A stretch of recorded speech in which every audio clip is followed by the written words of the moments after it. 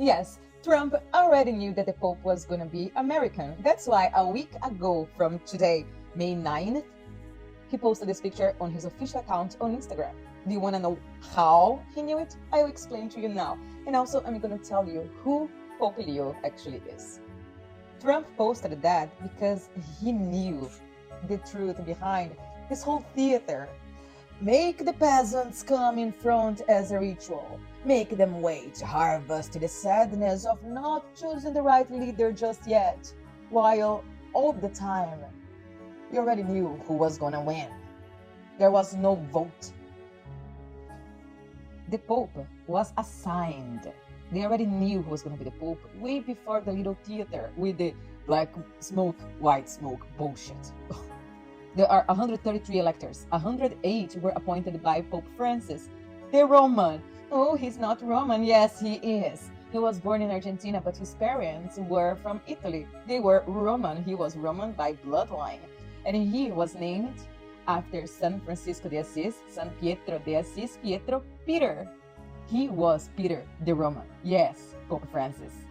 So now, this vote was locked even before it began. For your eyes.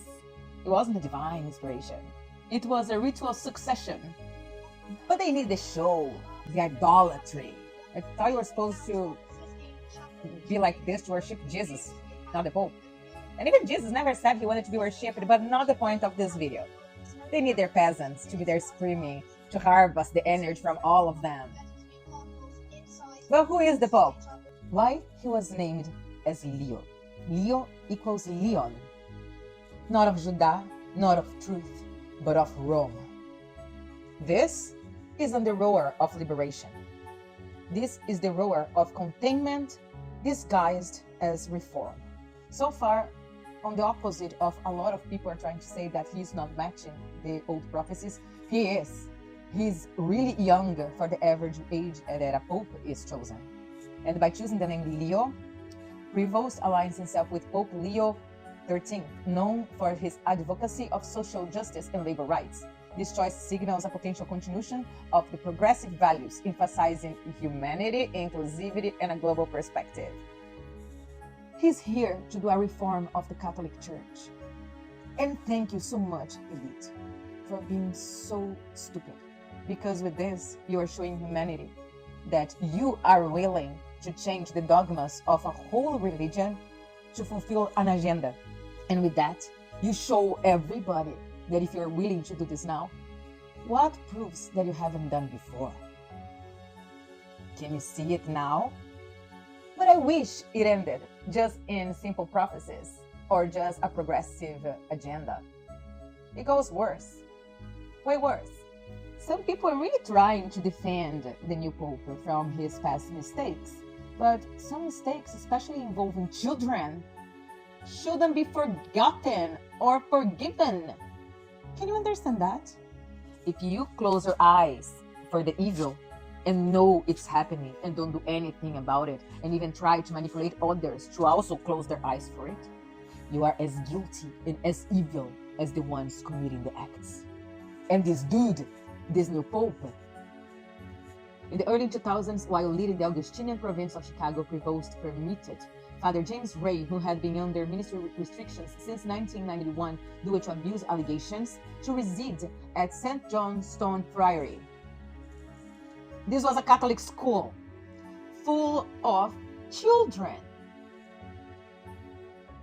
Do you see where I'm getting at? Then other accusations over here. But the victims are never really listened, are they? This progressive agenda bullshit pretends they care about the people that suffers, but they're all involved in it. When are you going to start seeing things for what they actually are? And last but not least, I made a video that is going to be pinned here about the Economist magazine for 2025. And here on April, you can see this pattern over here. This was the prediction, the intention for April. They knew the Pope was gonna die on April, probably because the ritual of Christmas didn't work out. If you know, you know. And how do I know that that is related to the Pope? Because this pattern that I just showed you guys is an elaborate form of geometric mosaic inlay that is prominent in the Vatican architecture. You can find it at St. Peter's Basilica, at Vatican museums, at the Sistine Chapel, and there is more. They all are not just decorative, they have symbolic meanings. The Cosmati family's work in the 12th and 13th century significantly contributed to this art form, leaving a lasting legacy in Roman ecclesiastical architecture. Can you see now that the Vatican is the rebranded name of the Roman Empire and everything is a damn theater? Can you see it now?